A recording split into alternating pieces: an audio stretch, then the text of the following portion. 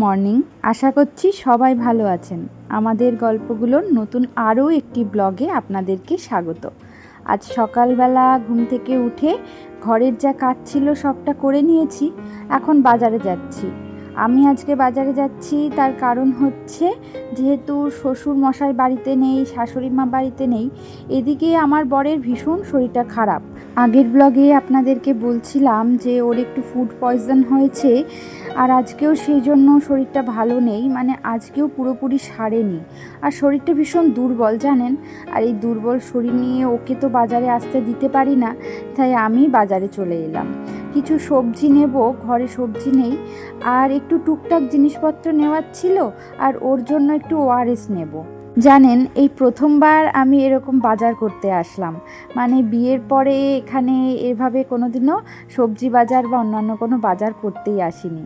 একটু সজনের ডাঁটা নিলাম, আর একটু কাঁচকলা আর পেঁপে নিলাম। কাঁচকলা আর পেঁপেটা ওর জন্যই নিলাম, ওর জন্য একটু তরকারি করে দেব, যেহেতু পেটটা ভালো না, তাই এই কাঁচকলা আর পেঁপে এই সময়টায় ওর জন্য খাওয়া ভালো।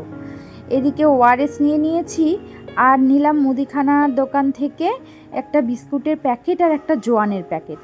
চলুন, আমার টুকটাক যা কেনার ছিল কেনা হয়ে গেছে, এবার বাড়ি ফেরা যাক। মিছরিকে ওর পাপার কাছেই রেখে এসেছি, কারণ ওকে নিয়ে তো বাজারে এভাবে আসা সম্ভব না, আমি সামলাতে পারবো না, তাই ওর পাপার কাছেই রেখে আসলাম। জানি না কি করছে, ওকে বিরক্ত করবে কি না। ওর শরীরটাও তো ভালো নেই, ও শুয়েই রয়েছে। বলছিল যে আমিই যাই বাজারে, কিন্তু আমি আর আসতে দিলাম না। ও হয়তো মনের জোরে বলছে। যাই হোক, চলুন তাড়াতাড়ি এবার রান্নাটা করতে হবে। সকাল 9টা মতো বেজে গেছে। আমার বাচ্চা রয়েছে, তাকে তো সকালের খাবারটা খাওয়াতে হবে রান্না করে, আর মিছরির পাপাকেও কিছু খাবার দিতে হবে, কারণ সকাল থেকে ও বলছে যে ওর কেমন জানি পেটটা গোলাচ্ছে। আসলে কি বলুন তো, দুদিন ধরে তো ঠিকঠাক খাওয়া ঠাওয়া নেই, তার উপরে শরীর থেকে সমস্ত জল বলেন বেরিয়ে গেছে, মানে ডিহাইড্রেশন যেটাকে বলে হয়েছে, সেই জন্যই আরও ওর পেটটা গোলাচ্ছে। ও যদি এখন ঠিকঠাক খাবার খায় আর ওই ওআরএসটা বেশি করে খেতে হবে, তাহলেই শরীরটা ঠিক হয়ে যাবে। সকালের দিকে ওকে একবার ডাবের জল দিয়েছি, এখন এসেই আগে ওআরএসটা গুলে দিলাম। এখন একটু একটু করে ওআরএসটা খাক। আর সকালবেলা তো জল মুড়ি দিয়েছি একটু, এখন ভাতটা হয়ে গেলেই ওকে একটু ভাত খেতে দেব। আমি এখন ওই কাঁচকলা, পেঁপে, একটু সজনের ডাঁটা, আলু, বেগুন আর ডালের বড়ি দিয়ে একটু পাতলা করে ঝোল করছি। আর কোনো রকম সেরকম মশলা দেব না, তার কারণ ওর জন্য এখন কোনো রকম মশলাই ঠিক না, তাই একদম পাতলা করে ঝোল করে দেব, যাতে ও খেতে পারে। বাড়িতে এসে দেখলাম জানেন, মিছরি ওর পাপাকে ভীষণ বিরক্ত করছে। ওর তো শরীরটা ভালো না, ওকে সামলানো সত্যি ওর পক্ষে এখন সম্ভব না, ভীষণ দুষ্টুমি করে তো। তাই আমি বললাম, তুই আমার কাছে আয়। এখন রান্নাঘরে আমাকে জ্বালাতন করছে। আজকে সকাল থেকে আমার ভীষণ ব্যস্ততা, তার কারণ সকালবেলা ঘুম থেকে উঠে বাসি কাজ সেরেছি, তারপরে ঠাকুর ঘরে গিয়ে গোপালের সেবা দিয়েছি, গোপালকে জাগিয়েছি, আর তারপরে বাজারে গেছি নিজে ফ্রেশ হয়ে, এসেই আবার রান্না করছি। তারপরে তো ঘরের আরও কিছু কাজ আছে। তো আজকে আবার আমাদের বিয়ে বাড়ি রয়েছে, জানি না যেতে পারবো কি না। আমার বরের শরীরটা যদি একটু ভালো হয় তাহলে যেতে পারবো। আসলে ক্লোজ একজনের বিয়ে তো, না গেলেও হয় না, তাদেরও মনটা খারাপ হয়ে যাবে। আমাদের তো সকাল থেকে যাওয়ার কথা, কিন্তু এই পরিস্থিতিতে কি করে যাই বলুন তো। ওর শরীরটা তো ভীষণই খারাপ, মানে বিছানা থেকে ওর উঠতে ইচ্ছা করছে না, এতটাই শরীর দুর্বল হয়ে গেছে। এখন এই অবস্থায় একমাত্র ওআরএস খেতে খেতেই ওর শরীরটা যদি আগের মতন ঠিকঠাক হয়। আর তাছাড়াও ওকে খাবারও খেতে হবে, খাবার না খেলে তো শরীরে এনার্জি পাবেই না। কালকে বকাবকি করে একটুখানি ভাত খাইয়েছি রাতে জানেন, আজকেও তাই ভাবলাম যে এই ঝোলটা করে দিলে খেতে পারবে। একটু বেশি করেই তরকারিটা করছি, যাতে করে মিছরি, আমি, ওর পাপা তিনজনেই খেতে পারি। আসলে মিছরিকেও তো ঝাল ছাড়া তরকারি করে দিই, তাই এটা করে দিলে মিছরি ভালো খেতে পারবে। তরকারিটাই তো ঝাল দেব না কিছু, তবে একটু শুকনো লঙ্কা ফোড়ন দেব, তাই সকালবেলা এটা দিয়ে আমাদের তিনজনের খাওয়া হয়ে যাবে। জানেন তো, যখন আমার মা এসেছিল এই বাড়িতে, আমার এই চাকু দিয়ে সবজি কাটা দেখে মা বলছে যে তুই এভাবে চাকু দিয়ে সব সবজি কাটিস কী করে। আসলে কি বলুন তো, যারা বটি দিয়ে অভ্যস্ত কাটতে, তারা চাকু দিয়ে সহজে কাটতে পারবে না বা অসুবিধা হবে। আর প্রথম প্রথম আমারও অসুবিধা হতো, তার কারণ আগে তো আমি বটি দিয়ে সবজি কাটতাম যখন নিচে থাকতাম, এখন চাকু দিয়ে সবজি কাটি। এখন আস্তে আস্তে আমার অনেকটাই অভ্যাস হয়ে গেছে, চাকু দিয়ে সব সবজি কাটা যাবে, কোনোটা বাদ নেই, শুধু চাকুতে ভালো ধার দরকার আর আপনার অভ্যাস দরকার। এই যা আমার উপরে রান্নাঘরের জন্য এখনো পর্যন্ত আমি বটি কিনিনি, তার কারণ চাকু দিয়ে টুকটাক কাজ চলেই যাচ্ছে। বটি কিনে নেব পরে একটা, কারণ বাড়িতে যখন অন্য কেউ আসবে, মানে আমার মা আসবে বা শাশুড়ি মা যখন উপরে আসবে, তখন তো ওনারা চাকু দিয়ে কাটতে পারবে না, ওনাদের জন্য বটি দরকার হবে। তাই একটা বটি রেখে দেব, মানে অন্য কারোর কাটার জন্য। আর আমি যে প্রতিদিন কাটি চাকু দিয়ে, আমার অভ্যাস হয়েই গেছে। যাই হোক, দেখুন কথা বলতে বলতে এদিকে তরকারিটা বসিয়ে দিয়েছি আর ওদিকে মিছরির সাথে গল্প করছি, না হলে ও তো বোর হবে, ও বিরক্তও করবে। একটুখানি জিরের গুঁড়ো দিয়েছি তরকারিটায় আর একটুখানি আদা দিয়েছি, ব্যাস, আর কিচ্ছু দিইনি। একদম লবণ হলুদ দিয়ে সিম্পলভাবে পাতলা ঝোল করব।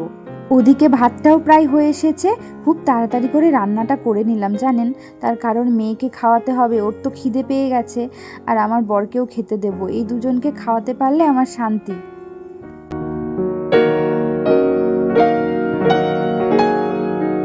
ডিহাইড্রেশন হয়ে গেলে শরীরে তো প্রচুর জল দিতে হবে, সেই জন্য আপনি ডাবের জল বলুন, ফলের রস বলুন, এগুলো অবশ্যই খাওয়ার দরকার। ঘরে একটা বড় সাইজের মৌসুম্বি লেবু ছিল, তাই ভাবলাম ভালোই হলো আমার বরকে এটা কেটে দিই, জুসটা খাক। আর আমি খেয়ে দেখলাম এটা মিষ্টিও আছে, এখনও খেতে পারবে। আর বকাবকি দিয়ে বারবার করে ওআরএসটাও খাওয়াচ্ছি, জানেন তো, ওআরএসটা খেয়ে এই বেলাটা আস্তে আস্তে শরীরটা ওর ভালো হচ্ছে, আমি বুঝতে পারছি। এইদিকে এই মাছের মাথা দুটো দেখুন, দুদিন ধরে ফ্রিজে পড়ে রয়েছে। আসলে সেদিন অনেকটা পরিমাণ মাছ এনেছিল আমার বর, তো তারপরে মাথা দুটো আমি রান্না করিনি, মাথা দুটো ফ্রিজে রেখে দিয়েছিলাম। দুটো মাথা বলতে আসলে এটা একটাই মাথা, দুভাগ করা, তো ফ্রিজে ছিল। কি করব বলুন তো এটাকে, তাই ভাবলাম যে আমার জন্য একটুখানি মাছের মাথার ডাল করে নিই, মুগ ডাল। আমি খাবো, মিছরিকেও একটু খাওয়াতে পারবো।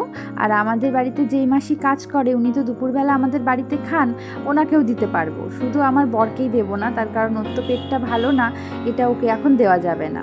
তো এই জন্য মুগের ডাল করলাম মাছের মাথা দিয়ে, আর সকালে যে পাতলা করে ঝোল করেছিলাম, ব্যাস এই দুটোই রান্না করলাম আজকে। আর কিছু করার সত্যি কথা বলতে আজকে সময়ও নেই।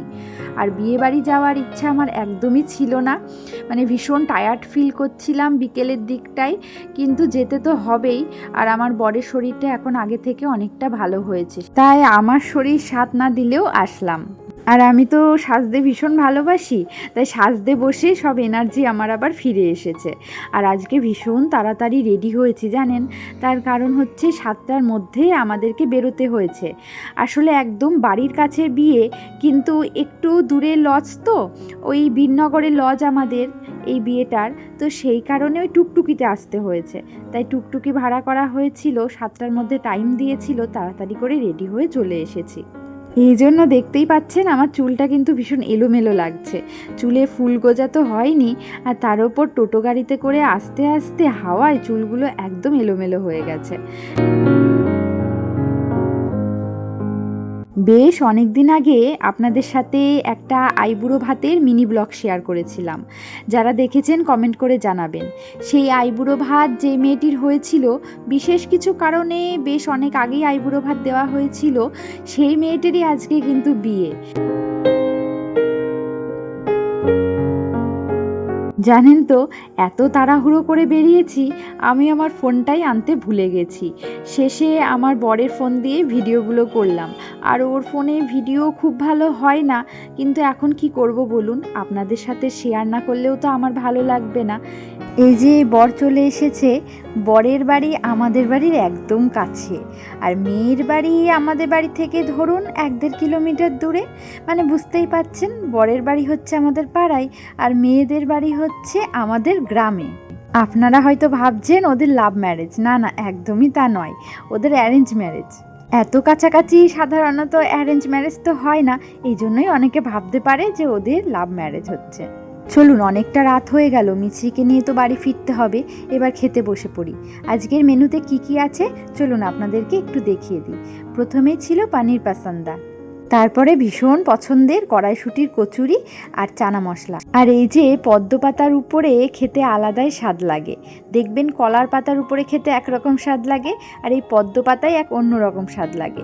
এদিকে সাদা ভাত, ডাল, আর তার সাথে চলে এসেছে বেগুনি, আর তারপরে চলে আসলো দই কাতলা। আজকে আমি প্রত্যেকটা আইটেম নিয়েছি, কোনোটাই মিস করিনি। এদিকে চলে আসলো ফ্রাইড রাইস আর মাটন কষা। মাটন কষাটা এত ভালো হয়েছিল, ভীষণ সফট হয়েছিল জানেন। আর এদিকে চলে এসছে ফ্রুট চাটনি। তবে এই সিজনে বিয়ে বাড়িতে সবাই আমের চাটনি এক্সপেক্ট করে। তারপরেই চলে এসেছে সন্দেশ আর রসগোল্লা। তবে আজকে রসগোল্লাটা আমি বাদ দিয়েছি। জানেন, এই বিয়ে বাড়িতে আমার মনটাই খারাপ হয়ে গেল। আসলে শুভদৃষ্টি, মালা বদল এগুলো আমি মিস করে গেছি। আমরা যখন খেতে বসেছিলাম ঠিক তখনই এগুলো হয়ে গেছে। এখন একটু ব্রেক চলছে আর তার সাথে চলছে ফটোশ্যুট। বেশ মানিয়েছে না দুজনকে। চলুন এবার বাড়ি ফিরতে হবে, অনেকটা রাত হয়ে গেল। ঘড়িতে এখন প্রায় রাত 10:30। আর আসার সময় তো আমরা এসেছিলাম টোটো গাড়িতে, কিন্তু এখন ফিরবো ট্রেনে। ট্রেনের টাইমটাও হয়ে গেছে। যেহেতু লজ আমাদের পরের স্টেশনে বীরনগরে, আমাদের ওখানে না লজ নেই, এই জন্য এখানে লজ করা। যাই হোক, চলুন এবার বাড়ি ফিরি। আশা করছি আজকের ব্লগটি আপনাদের ভালো লেগেছে। ব্লগটি ভালো লেগে থাকলে কমেন্ট করে অবশ্যই জানাবেন। দেখা হচ্ছে আবার পরের ব্লগে।